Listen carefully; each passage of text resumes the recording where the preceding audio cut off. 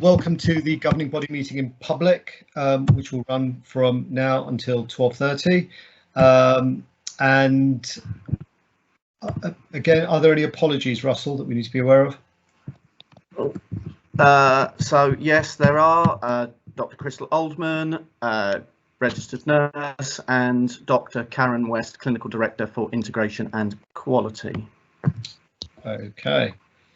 Now, it's going to be more of a challenge to do introductions, but I'll introduce myself. My name is Raj Barger. I'm the clinical chair of Buckinghamshire CCG. I'll invite James to introduce himself.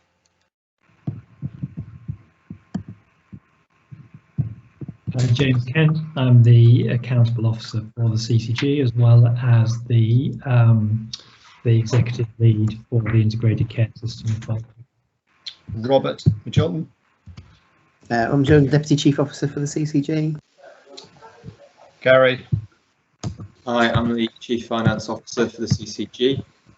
Louise. Louise Smith, Interim Director for Primary Care and Transformation, and I need to leave at 11:30 today. Robert Parks. I'm lay chair and also chair of the audit committee. Tony Dixon.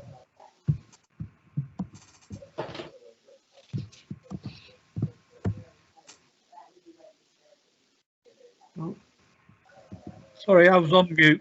I'm a late member and chair of Finance Committee. Robin Wolfson. Hi, good morning. I'm Robin Wolfson. I'm the secondary care doctor on the governing body, and I'm a consultant nephrologist in the Royal Free Hospital. Dal Sahota.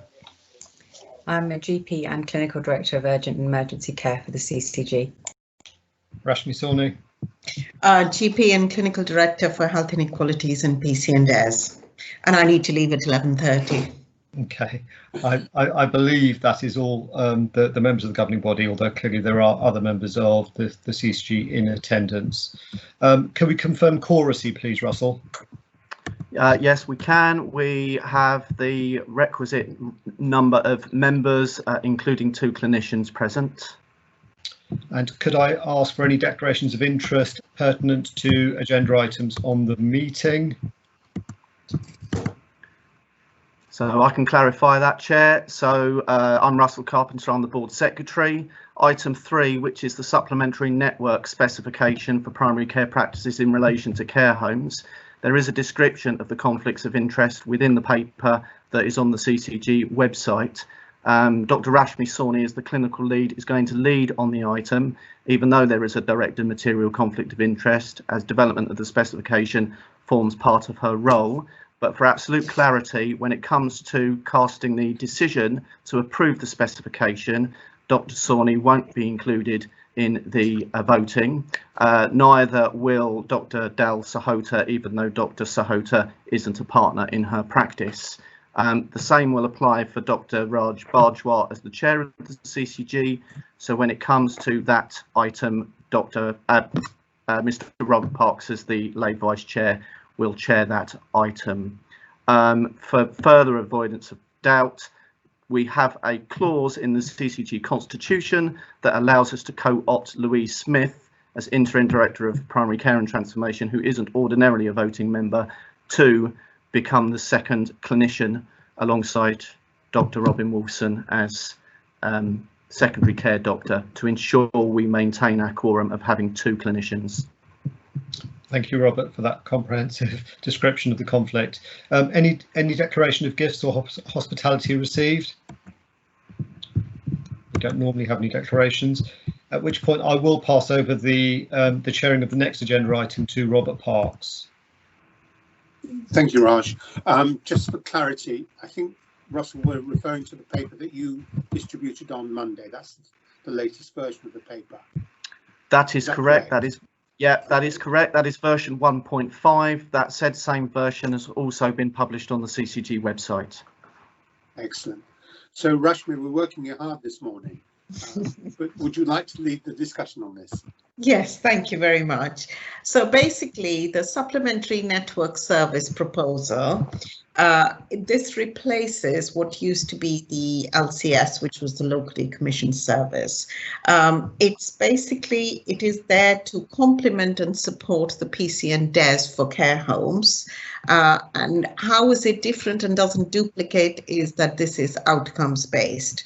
So the PCN DES sets out several steps that PCNs must undertake to support care homes, but they're all process things. So to have a meeting, to have various things in place, but it doesn't stipulate any outcomes. So that's how this is different to the PCN DES.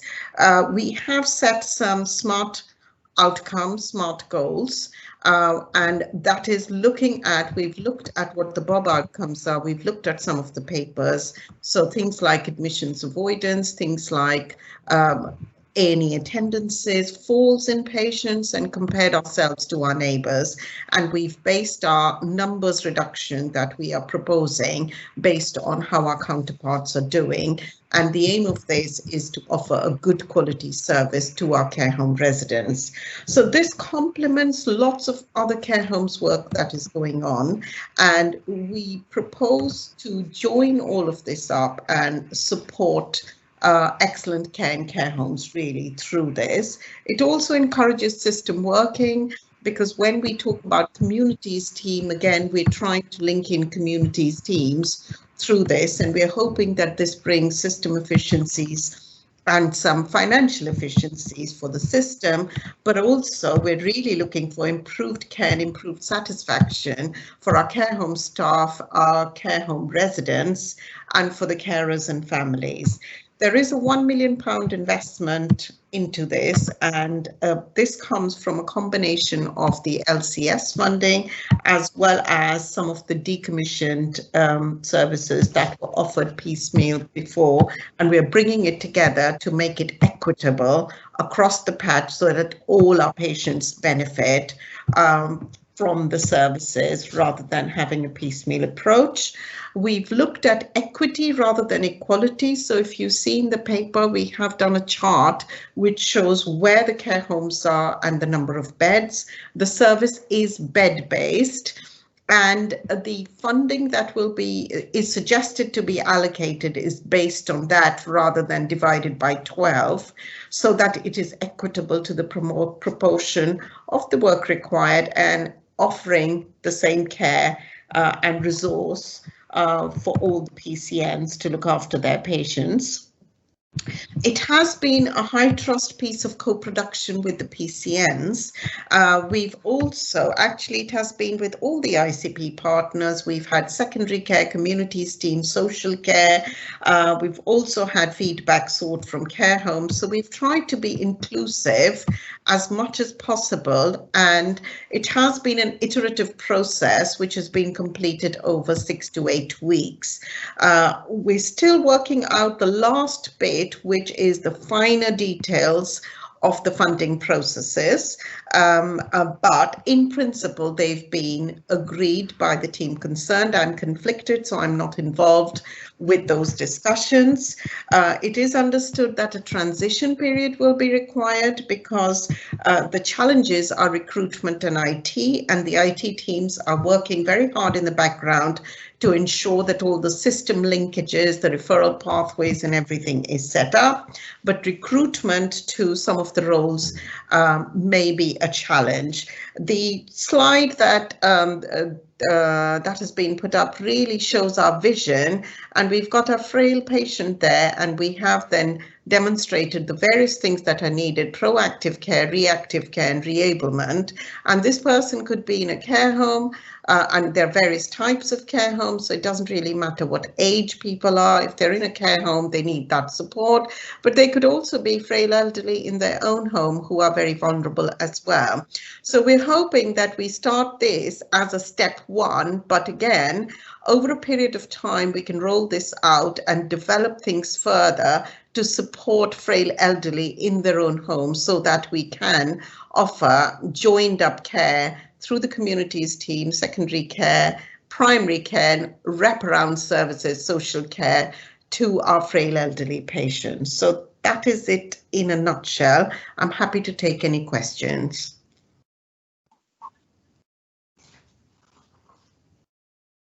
Any questions or comments for Ashmi?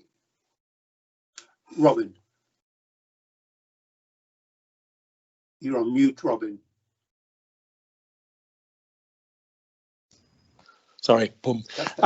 Thank you very much for that presentation. It's obviously a really important piece of work. Can I just ask, in the context, partly in the context of the later paper on winter planning, and the fact that there's going to be quite a lot of movement of patients into care homes as part of the sort of hospital discharge planning, do you think that the primary care, and this is going to be quite sort of intensive really for primary care, is primary care in a robust enough position to be able to deal with the demands of all of this, do you think?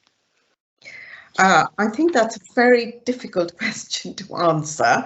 What we're trying to do is support primary care in the best way possible to be able to deliver it. Dal and I are working jointly on some of this stuff because the key thing is good outcomes for our patients. And we're also working with our community care and our elderly care physicians to develop certain pathways.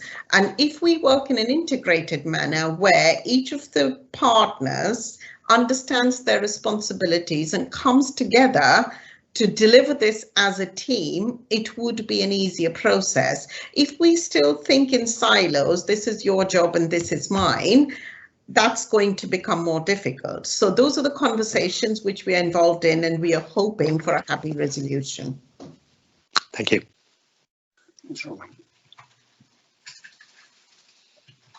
Any more questions? Robert, can I just ask one question? Please do. Rashmi, thank you. It's an important piece of work. There was two things that I just thought might be helpful as I first I reread it, and potentially we can cover offline. The first would be, it may be helpful to have a linking with Robin's question, I think. Sorry? It would be helpful, I think, linked to Robin's question.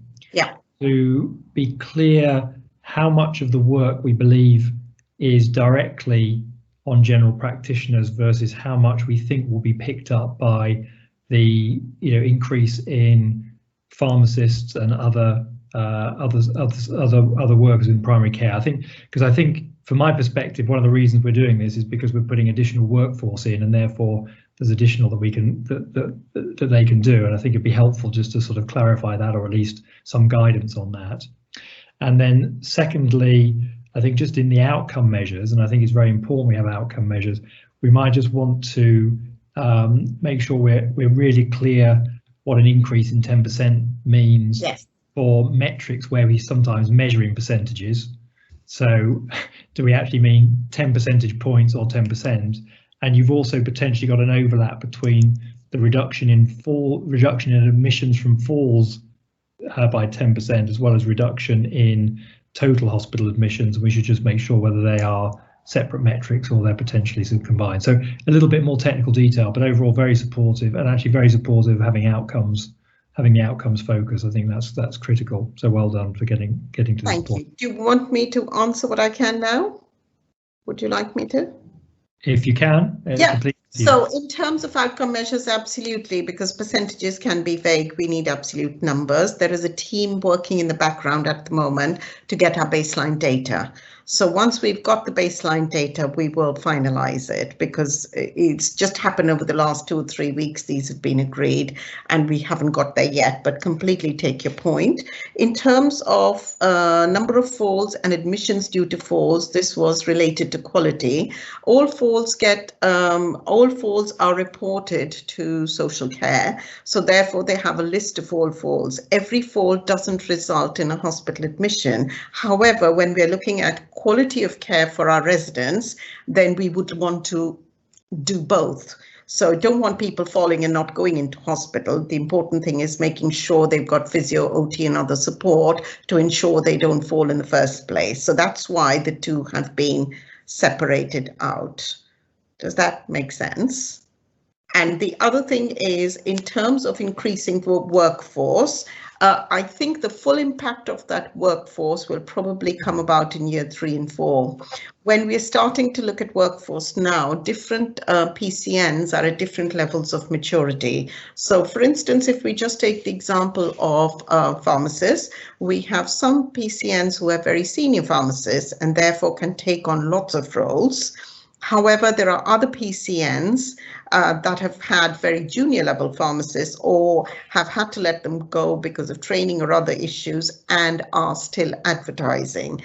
Also, a PCN, if they have a population, say, of 60,000 and have 400 care home patients with them, one PCN for that 400, one pharmacist for that 400 patients at a very junior level isn't going to be able to deliver the quality of care that we want. So I absolutely take your point that in year 3 and 4, when all of this is matured and we have got adequate support through our ARRS scheme, then we need to again review things, and perhaps we need to review it every year to see where we are, what else can we add in or subtract or enhance it or take it out to our frail elderly at home. But I think given where our starting point is, the numbers say a different story, but actually when you look at the skill sets and delivery and the outcomes, I doubt that we can do that in 18 months if we are not supporting primary care. Thank you, Rashmi. Thank you. So, Robert, just for your benefit, Tony, Dal and Louise all have their hand showing. Well, let's take them in that order then. Let's start with Tony first, please. Yes, it really builds on James's point, which is that we need to ensure that we're going to get value for money out of this at some point. Yep. And I wonder whether it would be possible to get regular reports back to governing body to show how it's progressing, because it's a really great idea. We do want to make sure it works, and so if we could have regular reports which start to indicate how progress is being made, that would be helpful. That's a great idea, Tony. Thank you. Dal? Thank you, Rashmi. Very interesting and comprehensive paper. I think the thing that struck me was the comparison between Oxfordshire, Berkshire and Berkshire West. I'm sure the team that are looking at the data are taking this into account, but one of the things that we must factor in terms of length of stay is if we're looking at acute hospital beds, there's a difference in capacity in community beds. That was the first question. So are we comparing apples with pears? That doesn't mean there isn't scope for improvement. There absolutely is. And then the second question was, and I'm sure you've looked at this, but coding. So are we coding falls in the same way? Is one hospital coding syncope and not calling it a fall? Or, you know, that was the only other question that I had. Thank you. Thanks, Dal. I'll take that back to the team. I think coding will be an issue forever, but the point is we need to start somewhere. So if 10% is a false number, well, then even 5% would be an improvement of where we are. It can't all be coding. So I think we need to start somewhere. And then as people have the targets, they will tidy up their own coding, and we may have to look at practice coding and compare that with secondary care coding. But I can't put all the differences down to coding. Thank you. Louise.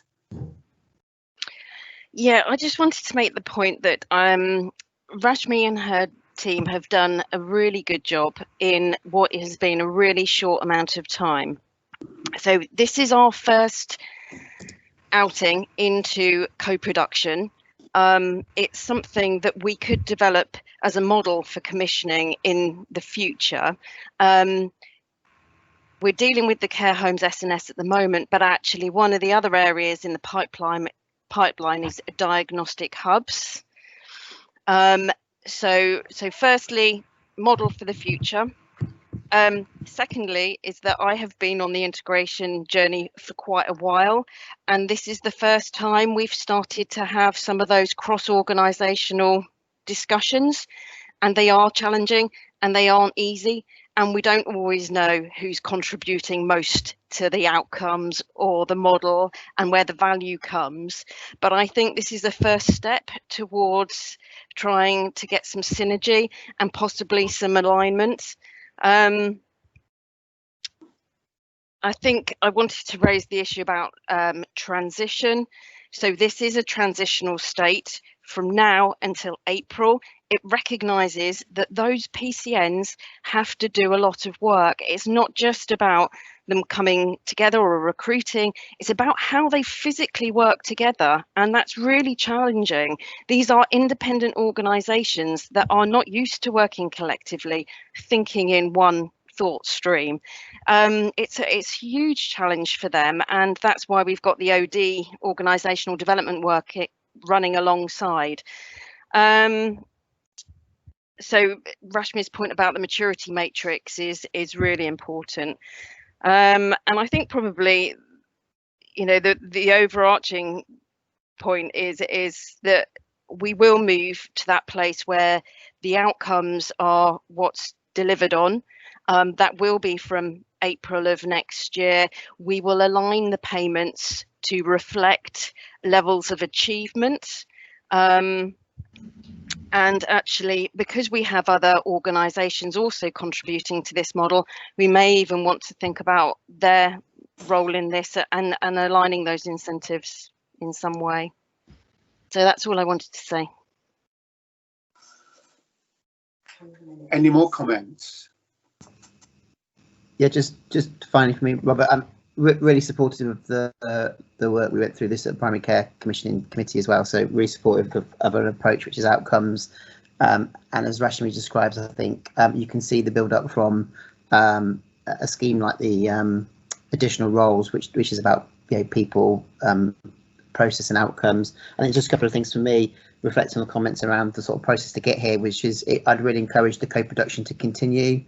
Like people have said, it's transitional and developmental, and therefore I would sort of see that co-production not sort of finishing when the spec signed off and we issue a contract and we get into all of the process. So again, I'd really encourage that sort of co-production conversation to continue, and like I say, PCNs and wider partners. I think the ethos and principle for this and a number of other schemes for me is putting the care homes and the patients that were within them at the heart of this, and for us as a system, simplifying the support that they need, and for us to help the system navigate rather than expect them to navigate through the system. And then again, I can see a number of things coming together in that principle, of which this is one of them, but there are a number of other things, including, you know, Aging Well and other community services. So again, I think we're on a journey to knit all this together, but the principle is that the patients and the where they live and their residence is at the heart of that, and I can really see that coming through. But yeah, really supportive of this as where this has got to. Thank you.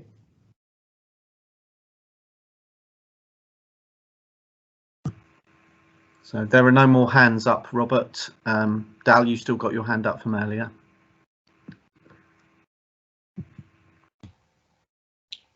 I think you're on mute, Robert.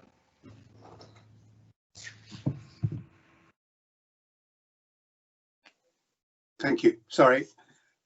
The governing body then is happy that we continue with the support for this project. Good. Thank you. Thank you, Raj. Yeah. And therefore it formally agrees the specification as has been provided. Yeah. Thank you.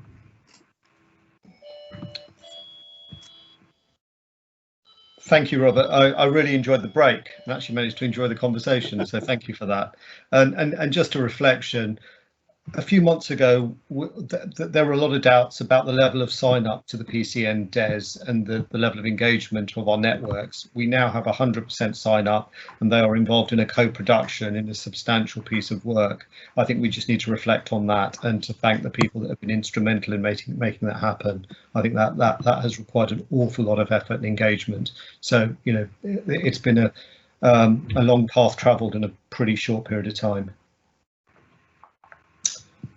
The next item is badged COVID-19 Restoration and Recovery, and there are two presentations, the first of which is Neil Flint on the third phase of the NHS response. Hi, yes, good afternoon. I'm jumping ahead of the gun. Sorry, everybody, it's still morning. It's been a long day. It's great to see everybody. My name's Neil Flint. I'm the Head of Commissioning for Planned Care for Buckinghamshire. So again, firstly, thank you. I'll summarise where we are at the moment. There is a lot of detail that sits behind this, which I won't be able to go into right here, but I'm happy to take any questions, or if people require any of that detail, please let me know outside of this meeting. But the main thing to sort of really highlight at the moment is that progress over the last few weeks has really been focused on where we are within phase 3. What that really translates to is that NHS England have asked for some assurance and some production of information to help them understand where we are, and also to drive a national ambition around sort of recovering capacity, thereby allowing us to sort of support our population better. The main sort of things to really highlight from that are that by the end of September, they want at least 90% of electives, so we're talking about things like outpatient appointments and surgery, to be at the same levels as it was this time last year. So the capacity that we were at this time last year, it needs to be at least 90% of that by the end of September. And into October, they want it to be at 100%. So exactly this time last year, it needs to match the same levels of capacity as that we had at that same point last year. As we heard in the AGM from James, there are a lot of challenges to that, a lot of the ways of working, a lot of the capacity within teams where staff have been redistributed, but really around sort of how operational services are set up. So across Buckinghamshire healthcare system, all aspects of health, so we're talking mental health, learning disabilities, we're talking primary and community care as well as secondary care.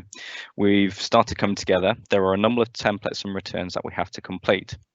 Some of those involve trajectories around where we think we will be against those plans, and I don't want to say that's an easy thing to do, but we have the numbers of last year, so we know what we need to get to and how we match against that. But then matching that against what capacity we have there at the moment is being modelled. We have provided a number of iterations.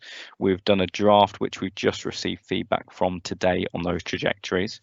And as a healthcare economy and a wider system, what we've done as commissioners is work with all of our providers to try and align those so we understand what everybody's saying, some of the difficulties as to why things may or may not be achieved, so that we work together to try and overcome some of those challenges. As part of that, like I say, there's elements around those trajectories around what physical numbers can people see and when. There's a financial element to it, which our finance colleagues, Kate and Gary, have been working through. And then on top of that, we have to do some narrative. So we're talking about action plans. So we can put a trajectory in to say we're going to get to X amount, but there needs to be substance, which evidence is that behind it.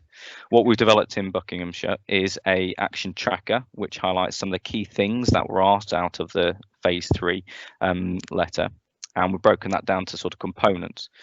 People from all around the system, again, from mental health, from learning disability, from providers, from commissioners, from our third party colleagues, have all come together to contribute to those. And at the moment, it's nearly a daily basis. We're updating, we're chasing people to see where are we, so we can assess where we are in terms of meeting those objectives. I think the main summary to say at the moment is that we are on track to submit everything that's required. As I said, there was a first draft which was submitted. A final draft is due. We will have it back within the ICS by the 21st of September. And we're expecting to have sort of a local sign off within the next week on that. And then it has to go straight off to NHS England. It's quite important because although NHS England don't require it for another couple of weeks, we want to make sure what we're saying as a whole system of Buckinghamshire is consistent. And then what we're saying and marrying up with colleagues across the ICS also has an impact on that, because they could be putting in something which could contradict sort of our plans or ambitions or cause some problems for us. So trying to make sure everything lines up. So that's the process we're going through. As I said, the submissions we are on track to get in, and from the feedback from the first draft, there's a few areas to update, but not too much, which is a good thing. The main bit is really around the actions, what we said we're going to do and when we're going to do it. And it's anything from things like, will IAPT services be completely 100% open and on plan, to will cancer screening be to the same levels as before. So it requires a lot of work with public health as well to feed into this.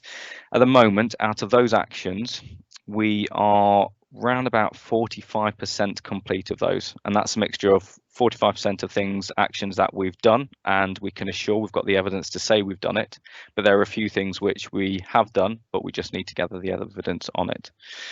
We've now got to really tackle those, that sort of remaining 55% to say that we are progressing those. As of a week ago, there was only one action which hadn't been progressed or started yet, but I know that's due to be updated today as well. So we're on track for all those submissions. I think that probably the main thing I'd point out from what our providers are all saying to us is that the NHS England targets are ambitious, to say the least, particularly when we factor in all those difficulties, not only around creating the capacity, we still have quite a significant backlog to work with. But equally, we're finding challenges from our providers around getting patients even in the door in the first place. And when we add all that together, it does cause a lot of problems on what we can do and when. So we're looking at working with our independent sector colleagues. We're looking at opportunities to change pathways where we can and as quickly as we can and for the right care of patients. And we're looking to engage with patients as much as we can so that they make the best choice for them about being seen and in a timely way. Neil, So if we pause for questions there, just want to give people an opportunity to ask if they can, unless there's any closing remarks you wanted to give. No, to be fair, that was I'd like to say that was just kind of a summary of where we are. And as I said, there's a lot of detail behind it. I'm happy to share with people if they want to reach me outside of this as well. Okay. Any questions for Neil on the phase 3 recovery approach? Any comments on it? Tony? I just wondered what the sign-off process was going to be. Thank you, Tony. So once I've got everything together, it will go through our ICP recovery board. So Robert McGilton is the SRO chairing that. So it will go through that. It has to get signed off by our chief executives, and that comes from our providers as well. So it comes at an executive level sign off. We would have liked it to go to the formal ICP board, but that doesn't complement sort of our timeline. So we'll look at what virtual sign-offs we need to do that. But most importantly, it goes to the ICS for them to add all the components together as well. So I think there'll be several iterations, but if I'm perfectly honest, it won't go through to a designated meeting. It will probably have to be virtual that sign-off process happens. Robert? You've set quite a lot of pretty aggressive targets over the next few months. What's the feeling on the level of confidence in achieving those? That's the one where, again, if I had sort of colleagues from our providers in the room, they would be very nervous. I think if I'm playing it down, I think we'll struggle to meet all of the opening of services to the degree that's required. I think reaching that full capacity, some areas we are on track to and will do. There are a few areas which we are struggling with. And that is for the sort of reasons that sort of I touched on and James outlined in the AGM as well. I think it's something that we've got to work carefully with people, and what we're asking for people is if they are challenges, we need them to be open with us about what would it take to get there. So it can't just be a case of no, it needs to be a no, but if you did this, how can we get there? So that's how we're trying to take our discussions. Robert McGilton, then James. It just a few points. I want to pick up the governance bit that Tony raised. It's a really good question. I think it's an interesting concept to call it a plan, because it's actually a way of working as much as anything, because it keeps evolving. So again, I just wanted to give the impression that there'll be a one-off plan. We're about to come to the winter plan in a second. So it's two uses of the word plan. It's planning, response, replanning, response. So it'll keep coming back to a number of meetings. One of the things that Neil's doing with colleagues in other organisations in Buckinghamshire is to make sure there's a constant flow and update of the information, and it's consistent as it goes through various groups. So what I'd expect to see is that the BHT board is getting the latest, is getting an update, and we're getting an update, and and it's iterative. So I wanted to sort of just give that nuance of the word plan, because it's not we're going to plan and then we'll stop and deliver. A few things to highlight, I think, that come up for conversation. So the clinical harms work, I think, has been really powerful in Buckinghamshire, and we're really trying to integrate and weave that in, as well as the inequalities work, as we develop this going forward, so that our our response and our focus is driven by the sort of clinical risk factors and as well as the sort of wider issues. It would, as I said, try to be really integrated like we are in Buckinghamshire. So we're doing the primary, acute and community work through an integrated board. We're doing mental health, and then we sort of bring that together. I think then two other things. It is an opportunity, I think, for us to really focus and drive forward things that have been historic, things we'd maybe like to have done, or thinking in a slightly different way. So Louise mentioned sort of development of things like diagnostic hubs.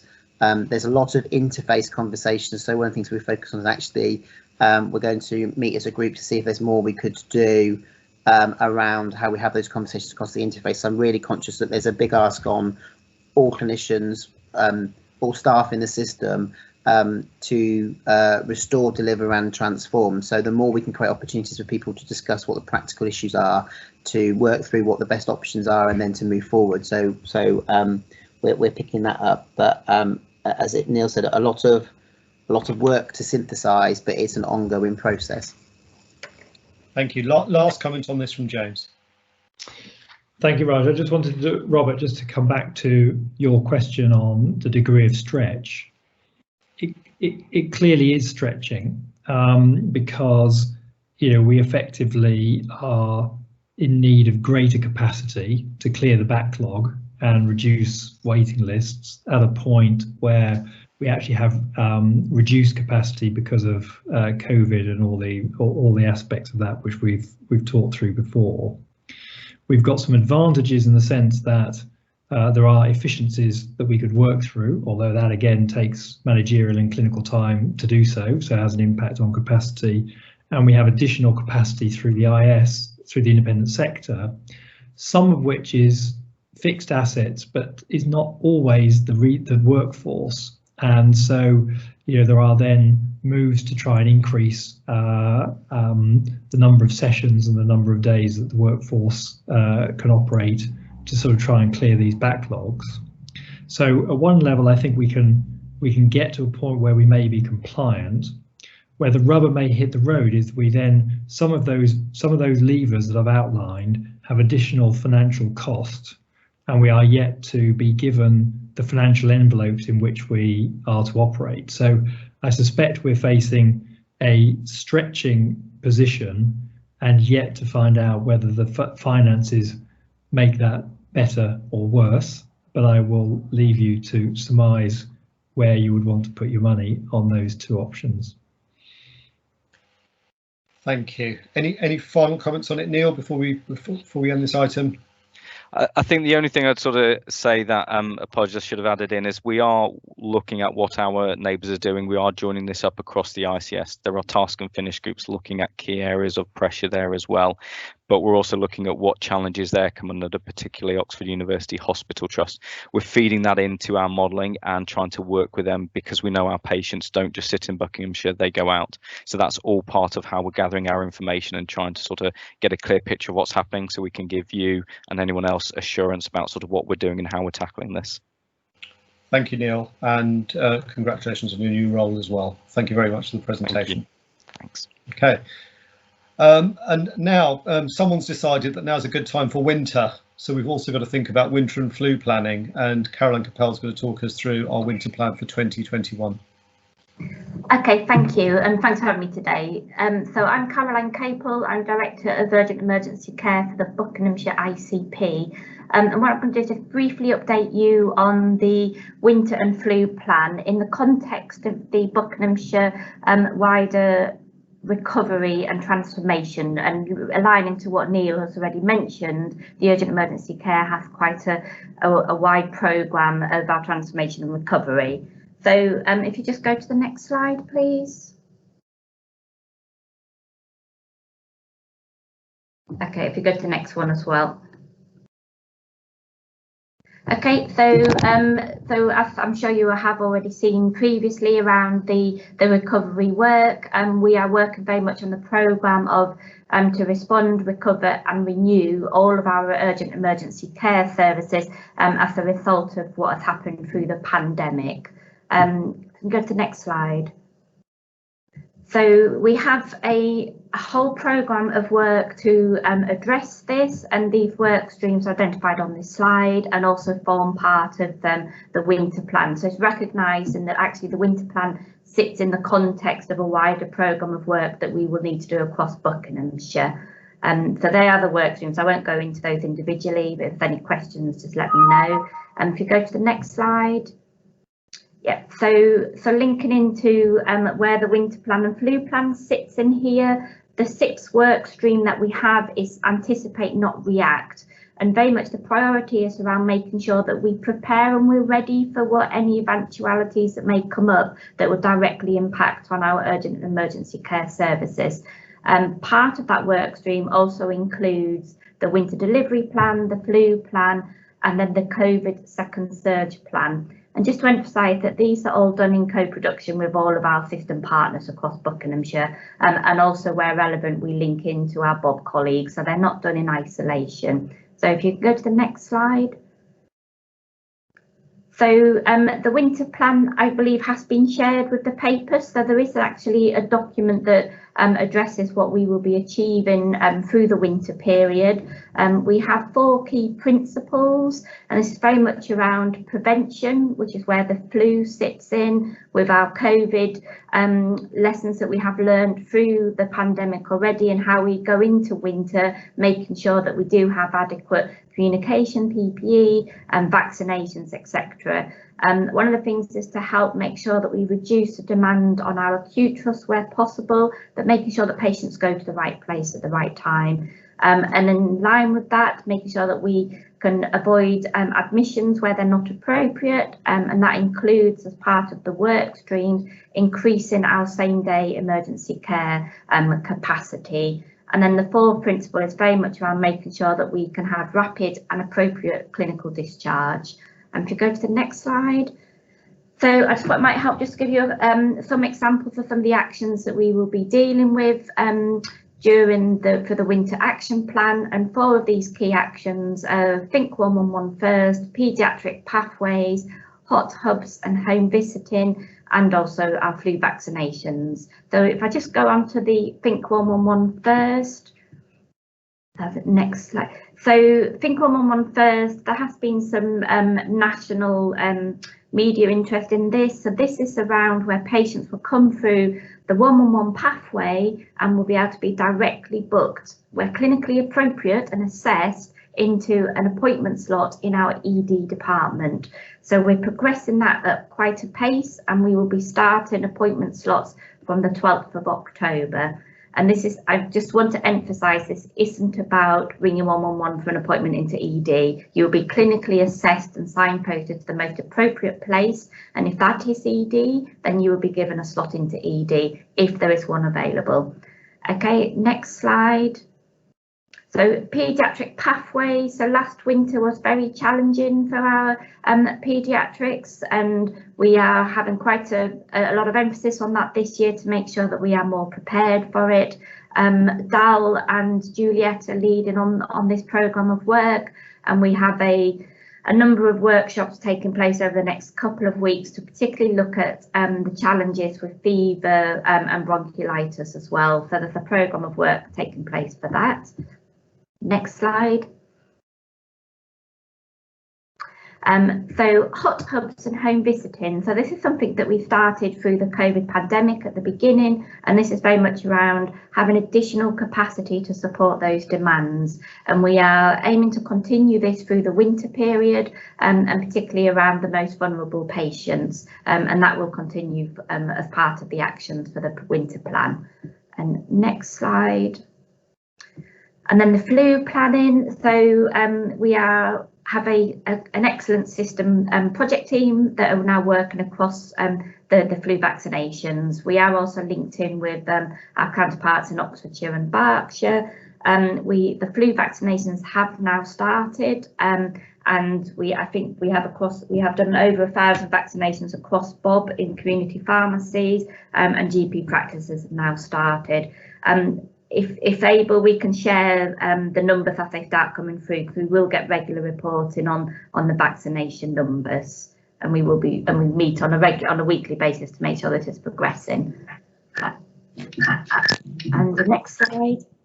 Yeah, and then there's a national requirement to make sure that we all across all systems have a COVID second surge plan. So in the acute trust, we have a second surge plan, and that dictates what we will be doing in order to manage if this comes through from the acute trust. And we also have a system-wide second surge plan as well, again, that's been developed with all of our key partners across their system. And final, I just whisked through, so I'm sure there'll be a multitude of questions. So any questions? Robin.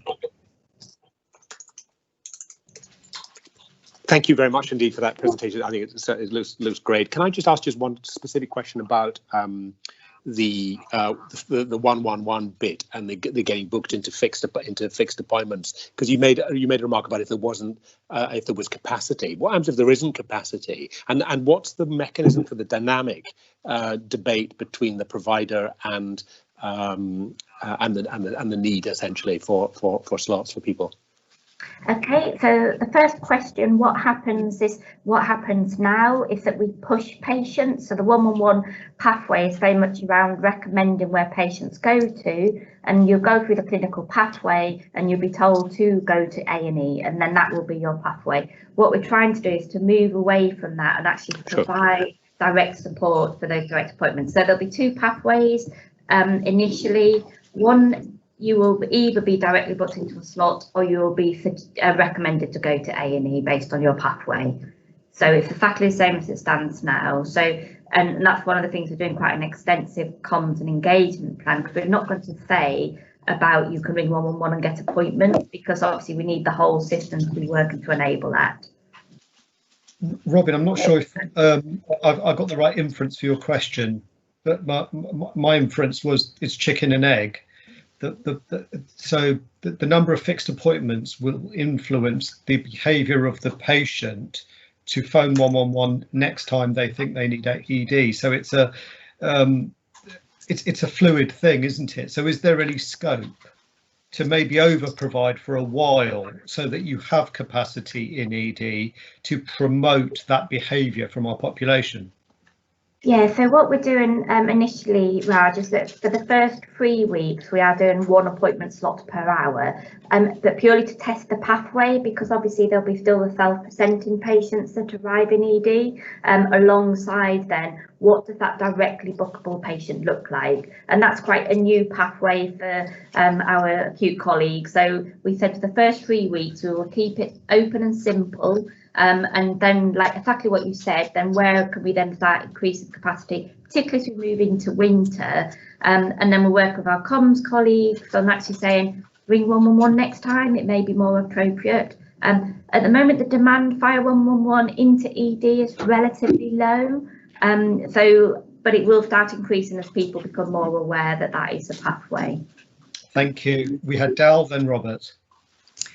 Thank you, Caroline. I just wanted to add, I don't think Caroline's done herself justice in what she's described. One of the things that has changed from last year is that we've got clinical engagement from secondary care as well as primary care who already understand how 111 works to some extent. The other thing that I think is pivotal and that governing bodies should be aware of is that there's patient participation. There has been from the outset on the working group. So a lot of these discussions about how do we make the patient experience right? What are we actually trying to do? We're trying to model patient behaviour to allow us to get patients to, we've always tried to do this, call 111 first, think before you walk, talk before you walk, all of these things. We haven't managed to land it. And I think I'm quite excited that this may actually be the opportunity to be able to do that. Robert. Yeah, thank you, Raj. Just a couple of things. So thanks, Caroline, really helpful, both the paper and the presentation, and really aware that there's an awful lot underneath that. What I wasn't clear from the paper is sort of where we're expecting to get to or how we're going to measure it. So I couldn't, this is the unfair question we ask every year to the person that comes to the governing body to present the winter plan, which is what's the level of confidence and where's this going to get to in terms of system performance? Is it enough, I guess, is the question on that metrics. Yeah, okay. Thank you, Robert. So as I said earlier, this is in the context of a wider programme of work, and within that there are the 6 work streams, and each of those work streams have their own metrics that feed up then via our Urgent Emergency Care Board and also the Recovery and Renewal Board, and it's those metrics that we'll be monitoring and measuring through the winter period. But during the winter period as well, I mean, obviously one of the biggest challenges is around our ED performance, and that's one of the things that we will be tracking as part of one of the front door work streams, alongside, I think 111 First. There's about 56 metrics we have for that. So for each element of the action plan, we will be monitoring the progress through that, but through the programme of metrics that we have. Great, thanks. And just, I know we sort of mentioned it on the item on the supplementary network service, but again, I guess just to reiterate, really aware that there's a number of moving parts that we're trying to sort of put together while the system's running really hot. And obviously one of those is maintaining the flow in discharges and the implementation of the hospital discharge programme. So again, it's just, I guess it's just noting it for the governing body again in terms of the conversation we had around the various partners, multidisciplinary team approach we need on that. But again, is there any more support that's needed for that area, Caroline, in terms of the sort of discharge and the flow out of the hospital? So at the moment we have the work stream, which is a Get Me Home work stream, and that is very much focused on the modelling for the discharge. There is a quite significant national ask on the expectation of recovery, and we now have 6 high impact actions specifically related to discharge, which we are going through. There's a project plan around this piece of work as well, and the group, and again it's a system partners group, is working through those actions to take that forward. It is challenging, and I know Louise alluded to it earlier around kind of working with different key stakeholders to actually deliver this at a very fast pace as well, but we are progressing that at quite a pace. Thanks, and again, sorry, and just going back to the metrics, so we do have specific metrics, particularly around the length of stay, the discharges, the medically fit, which we do nationally report on a daily basis that we do need to improve. Great, thank you. Del, was that a new hand? No, sorry.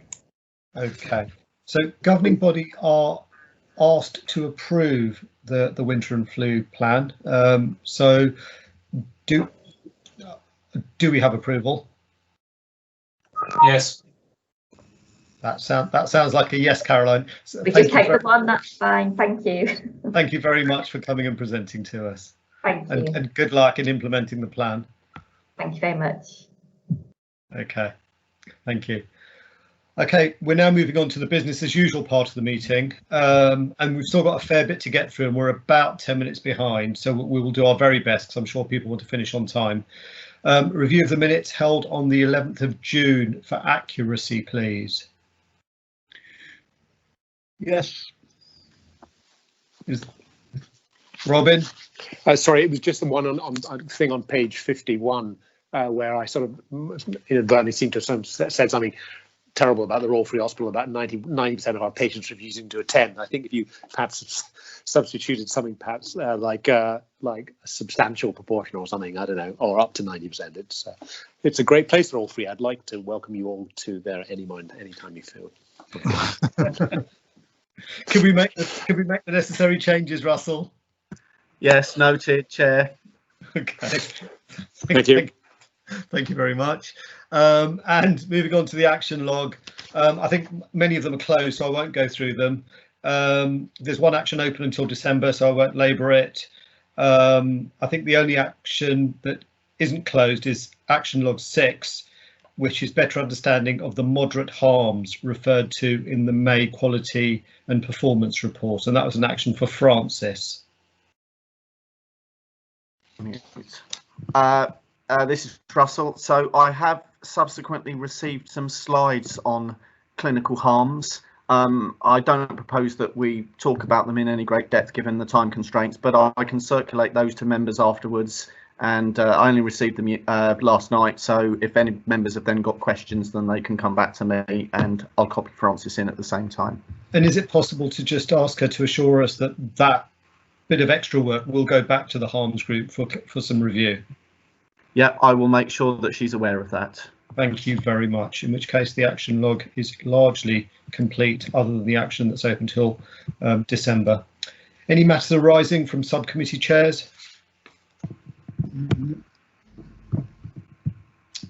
Excellent. Any questions from the public? Only the one as was received earlier, which I will transcribe and send to Jessica. Fantastic.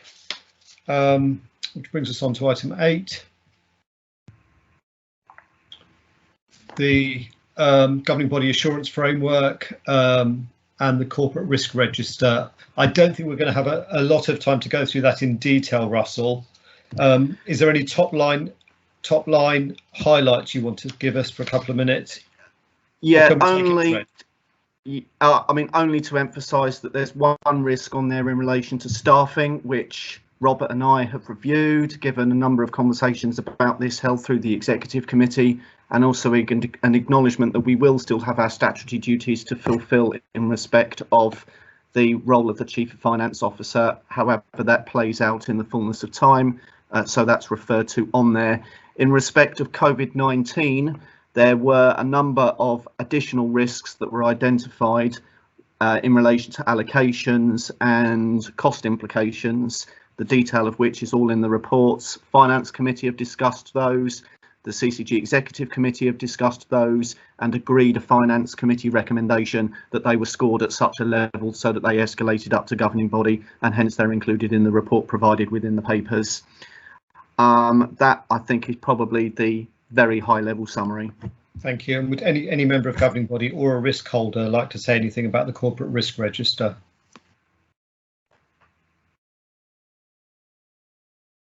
Thank you, which brings us beautifully up to time again. James, the AO report.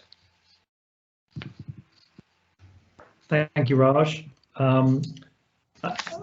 My sense is I've covered much of this in the annual general meeting earlier, and other points have been raised that we've gone through. So if I just recap, the 5 key priorities that we're working towards, which is around COVID, getting all our services back up and to pre-COVID levels as best as we can, preparing for winter in terms of resilience and flu. I think we've covered all of those, including also covering inequalities. And then the final one is increasing our focus on the workforce, which I will cover at another date. But I think the only other piece, so I think there's more details in the report on some of the work that's happening under those areas. I think the only piece I've not talked about is items 4 and 5, which I'll cover briefly. So the system leaders group, the meeting that was held at the beginning of August, because it was August, was truncated but focused effectively on the restoration recovery and the assurance around essentially putting back in place the essential sort of services. And we also had a further discussion around the changes in the CCG commissioning architecture that will effectively are consequences of putting in place the role that I now occupy, and the desire to get input from system partners, local authorities and providers into the shape of some of those resources before moving forward. And then on item 5, around moving forward on joint working and the single management team, this is we are currently in a position where we are looking to gather that input from system partners for another couple of months before moving forward with the single management team. And we will have, as you're aware, a workshop in common with Berkshire and Oxfordshire next week for 3 hours to work through some of the detail. First of all, confirm that is collectively the direction that we want to head in, as well as confirm some of the process, as well as some of the content around that. So that's all I wanted to cover. I'm very happy to take great questions. I've been deliberately succinct. I believe we've covered most of the points on this, either in this meeting or in the previous AGM. Any questions for James on anything on the AO report? Excellent, thank you. The next item, item 10, is 3 policies for ratification, and then the changes to the CCG constitution for approval. I just will go through them one by one, which is the gifts, hospitality and sponsorship policy. Are there any questions or queries about that policy? Nope. Are we happy to approve and ratify? Yep. Okay. The annual terms of reference for the subcommittees. Any queries, questions? Only comment from me is that there is a little bit of wash up to do just in respect of the Q&P committee, but that's in progress, just making sure that it's completed its annual review, partly challenged by, of course, COVID, the priorities that we've had during the pandemic, and the Q&P committee having been able to meet and review its terms of reference. Okay, and then the specific governance around COVID-19 accountability and statutory duties in relation to the decision log and the costs returned to NHS England. Any questions, queries, concerns? Thank you. As we know, it's our audit trail, and it will also report to the audit committee. So all A, B and C are ratified. And then changes to the CCG constitution. There seems to be a recurrent standing item. Yes, it is a recurrent standing item in that in September we review the schemes of reservation and delegation which sit as part of the constitution, and so there's a little bit of fine tuning that's taken place in respect of that, just for the benefit of people who don't ordinarily participate in governing body. Basically, the schemes of reservation and delegation confirm the decisions that are reserved to the CCG membership, plus the governing body, plus what is then delegated to the committees that sit underneath the governing body. So it just makes sure that we have good governance around who can make what decisions at what time, and that we can then account for that when it comes to the annual audit process. The two areas of amendment and tightening, one is around the thresholds for approval of business cases and service specifications, and the amendments proposed is delegating a little bit more for a little bit more authority to the Finance Committee as a committee of the governing body to take some of those decisions, as opposed to those decisions having to be taken by the governing body itself. And so the paper clarifies that. So I'm asking for the governing body to formally agree those delegations to the Finance Committee at the threshold specified. Hand from Robert. Yeah, just on page 107 on the packages. It's got over £5,000 weekly to the accountable officer or CFO. I just wonder if I should be included in that list, Russell, for expediency. Yes, you probably should. Yeah, sounds like a great idea. Great. And so can we approve it subject to that, Russell? Yeah. Okay, thank you. And then the other set of amendments in there was around the integrated community equipment service. In the past, a substantial amount of work has been done to weave into the scheme of delegation around original thresholds for agreeing such things as individual packages of care, section 117 aftercare for mental health patients, and so on and so forth. And so this has now been strengthened a little bit in relation to delegated authorities, whereby we commission the Buckinghamshire Council to provide subcontract, I should say, with a service provider for an integrated community equipment service. And so this is delegating some authority to those representatives from the council to agree packages of care where community equipment is required on our behalf, and in conjunction with the service provider, which I think is NRS, to deliver that service for patients. Everyone content? Yep. Okay, consider that approved. And just moving on to the assurance and governance part of the meeting, Gary with his very final finance update.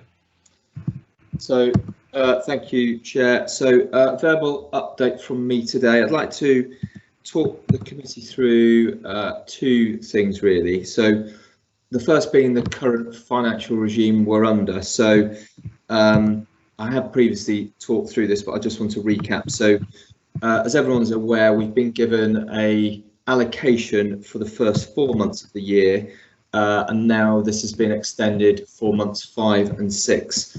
And this is, as everyone recalls, under the block contract regime with our main providers.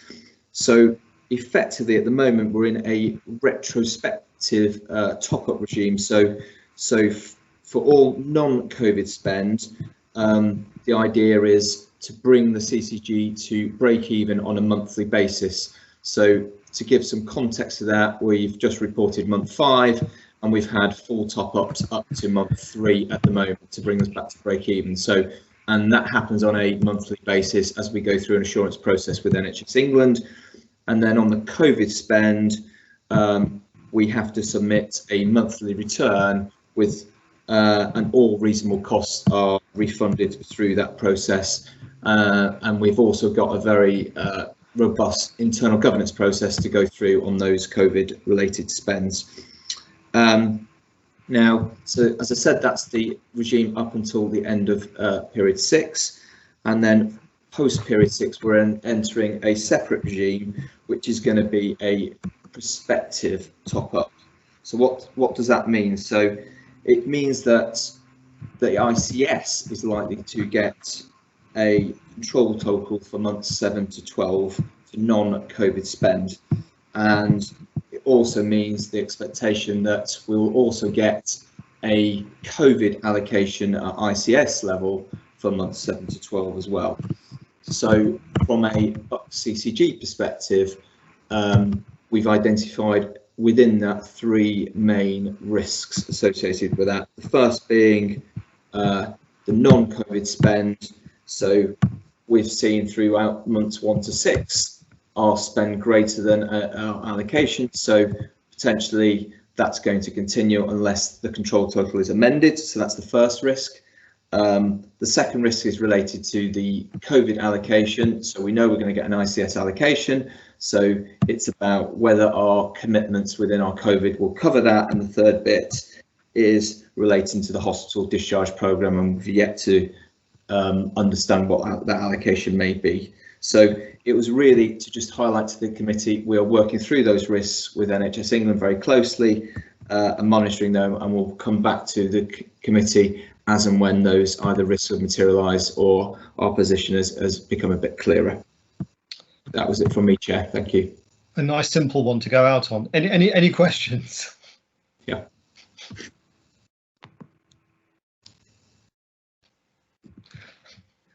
Sounds like there's no questions for you, Gary. Thank you very much. Thank you. Okay. We've now got the quality and performance report, and I'm not sure if it's David or Francis presenting this. I think it's going to be a combination of the two. Oh, yes. There we go. We've got Francis, and yes, I've just called David as well. Yes. So, yeah, David's just leaving the cancer meeting. So I believe Karen's not at the meeting today.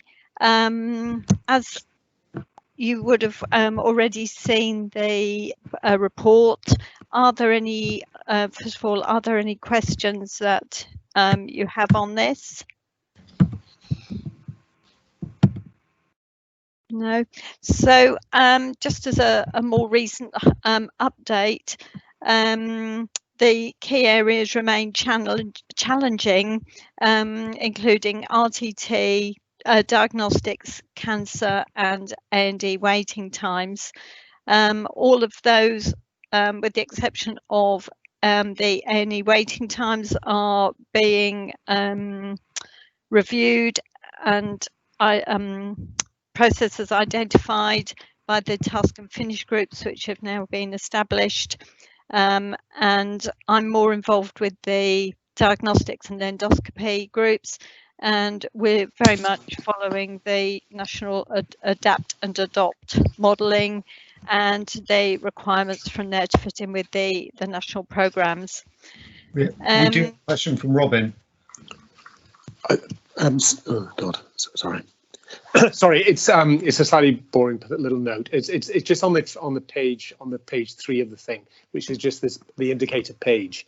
when there's the RTT, it's just the top of the says referral to treatment, and then it's got 4 lines. The third line says RTT incomplete percentage within 18 weeks. It should say complete percentage within 18 weeks, not incomplete. It's rather pedantic point, but it's just if this is public, then it ought just to be corrected. Okay, I will raise that one. Thank you. Thanks. Thank you, Robin. That sounds like a helpful. Please carry on, Francis. Sorry for the interruption. No, that's fine. On cancer, BHT in July failed to achieve 1 target, so everything else is improving. That was the 31-day performance. This week, the in-month results, sort of performance, current performance, are obviously unvalidated at this stage. There are 3 targets that are underperforming: 31-day first, 31-day subsequent surgery, and 62-day first. Now there obviously is time, so that's the August data, but there is time for that to be reviewed and achieved. So that might be a sort of heads up on sort of performance being very and activity being sort of a little unstable.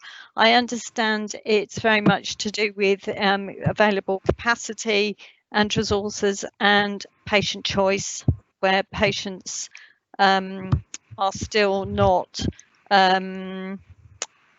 overly keen to come into the hospital environment.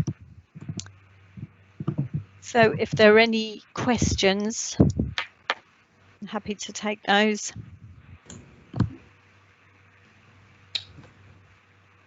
This wasn't a question, more a comment really, and it was triggered by your phrase, patient choice.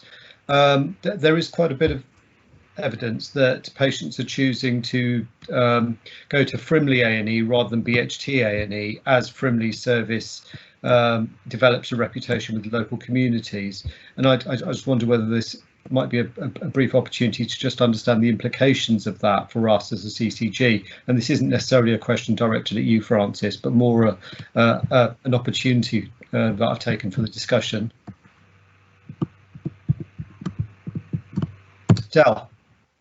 Sorry, mine's just a little minutiae one, but it's hard to remember all the bits in this data set. And under VTE, we've got percentages, but I don't understand what the actual target is. So the national standard is 95%, and then we've got figures, but a little bit of narrative. So unless anyone can remind me what that target is, it would be helpful just to have it on the report. Page 6 or page 115 of the pack. Oh.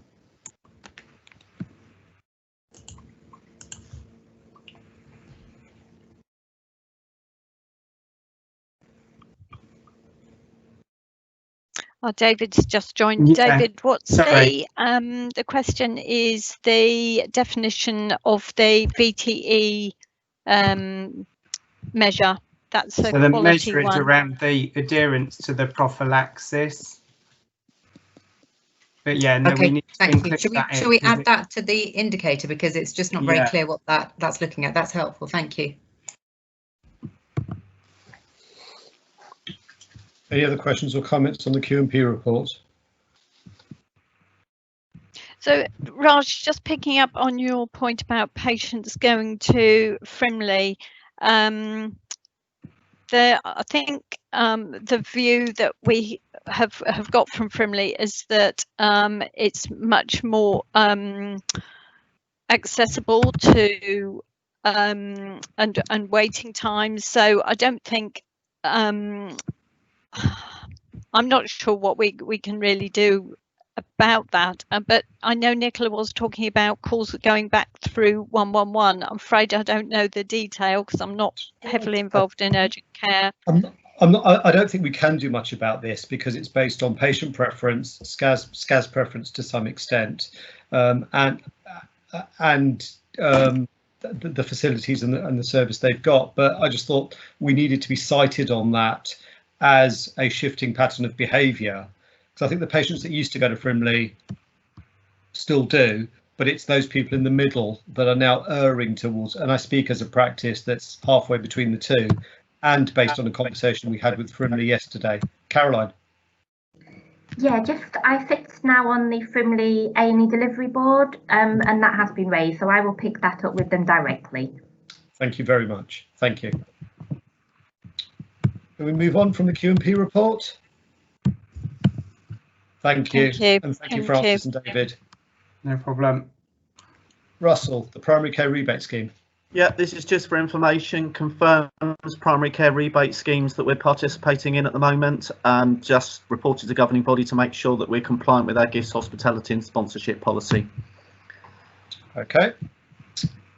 And then the final item is the standing item, which is based on the discussions we've had at governing body, do we need to review anything on the governing body assurance framework?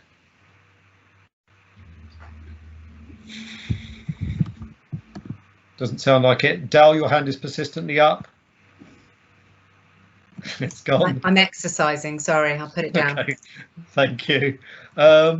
Which I think brings us to the end of the formal papers. There are some papers for information, which I think includes the annual external audit letter.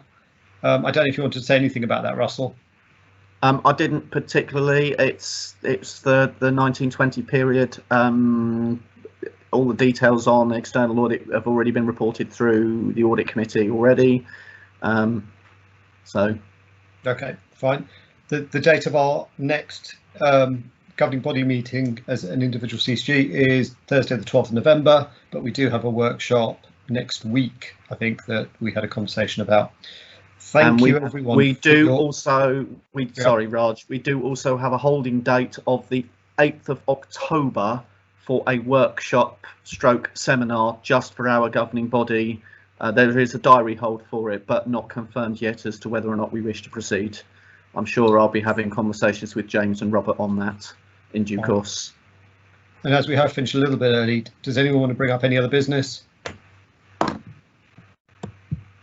Which only leaves me to wish Gary Heneage all the best on behalf of governing body for his new role and for the future, and to thank him for all the work he's done. Thank you, everybody, and have a good rest of the day.